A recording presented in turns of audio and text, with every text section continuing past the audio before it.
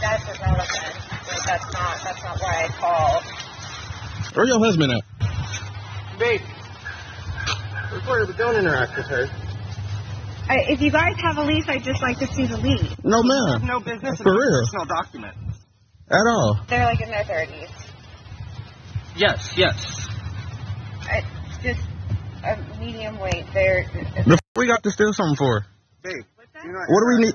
Get so... Okay, it looks like there's been a misunderstanding. So, apparently, there's been a misunderstanding. When I was driving by, I saw an individual behind the house, and so I stopped. Profiling. And all the windows are closed, and it looks... It's hot as... The sun is beaming. And so I'm like shocked, and I'm like, okay. And so then I back up, and then I see an individual crouched again, and I'm like, hi, like, what are you doing at my neighbor's house? And then... And I greeted you, didn't I? What's that? And I greeted you, didn't I? So that's when I called 911, because I'm like, okay, like, this isn't my neighbor. Oh my God, this is not my neighbor. So as you can see, there's a woman who decided to stop on the side of the road on her way to her Kohl's 15% off sale and said, I'm gonna stop and harass some folks because I see a black man standing in front of a house that I didn't recognize him being at before. Obviously, we can see where this is going. She's on the phone, so you know she's already called the cops. Let's see what they did once they showed up. No, and the cops are in the car here. You did all this for somebody that lives here and pays rent here. Grown ass motherfucker man. Okay. You driving your car down the street. What's up? So I guess this woman was harassing my partner. Oh, please. No. Literally called the cops on the place where we live because we saw a black man walking the house. Come on, bro. Oh my gosh, this has nothing to do with it. I guess she doesn't believe that we live here. We moved here 3 weeks ago. About 3 weeks ago. There's another part about this once they explain it to the cops, but I want to read the boyfriend there. He's the one who recorded it.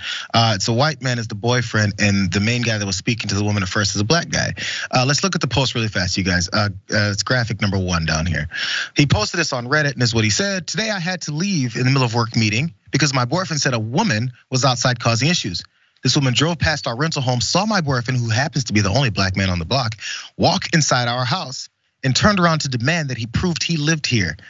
Then she called the cops. And he says, welcome to Seattle. This didn't happen when we moved into our low-cost apartment downtown or when we rented a home in South Seattle. But within a month of being in a decent neighborhood, we've been working hard. This is the greeting that we get. Also, they had moved from Texas and they were expecting something different being up in the Pacific Northwest. Still America, bro. So really fast, I want you guys to know this part because there's some anger coming from the black boyfriend, the one who was directly harassed. And you notice already, his partner, boyfriend said, just don't talk to her. Hey, don't do it this way. He's trying to police his anger and frustration over this. And this is what frustrated me. Let's look at this last part when he's talking to the cops. So really weird issue to have. I was standing behind my house, right here. She pulls up, she stops. I wave, and she pulled off. I heard her car still humming right here. She got a Hemi in that bitch. I heard her car still humming, so I went inside, and I came outside. And she asked me what I was doing here. I said, I live here. I walked back outside because I peeped through the window and I seen her right here. So I walked back outside and I asked her, did she need something? And she said, yes, I do. What are you doing behind my neighbor's house? I said, I live here. These neighbors? I don't know, but whoever she's talking about. She said whoever live here got 2 kids, and they don't. We live here. Excuse me. I'm years old, moved in, or just starting to move in? All our stuff's in the garage, some of it's in the house. Okay. So 2 things here was, first she says, you're not my neighbor. I know my neighbor who lives here. How close she is with that neighbor, I don't know. I've had neighbors that have lived near me and I was really good friends with them. And when they weren't there anymore, I knew they weren't there. Or if I was close enough to them, I knew they still lived there. If I've got a friend and I have no idea if they live there or not anymore, they're not very close with me, number 1. Number 2, again, what bothered me, and I get maybe the reason why he wanted to do it was calm down. Maybe not with that cursing in front of the cops. Maybe let's not talk about it this way. Hey, lower your voice. Let's stop policing folks who have been harassed, traumatized, and as the cops roll up, not knowing if guns are about to be drawn. So let's calm down with the telling someone who's getting profiled and harassed like this. to not react the way that they're gonna react, because it's probably gonna get worse. Yeah, I wish the cops would really have a stern talking to these folks that call them for absolutely no reason, or just do a better job of explaining to people like these are actual signs that somebody's casing a joint. Since you guys insist on being free police, yeah. Here's the actual way you tell if somebody's casing a joint, trying to rob it or whatever. Stop calling us for nothing. Our jobs are important.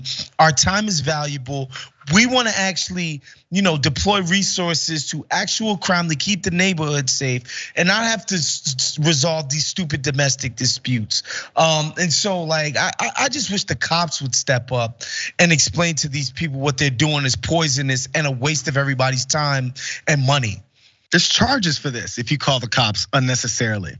Or call them and say, is your refrigerator running? This should be the same way. You've discovered that this is a joke that we showed up for, and actually putting our cops in a position where they just might do something where they'll overreact because you know how they are, which is a part of the reasons why they want to call cops as their backup.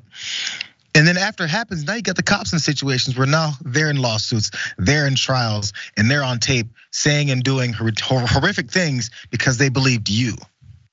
At some point, the police have to start policing the folks who unnecessarily call them. Let's just keep it real. That's how these things work.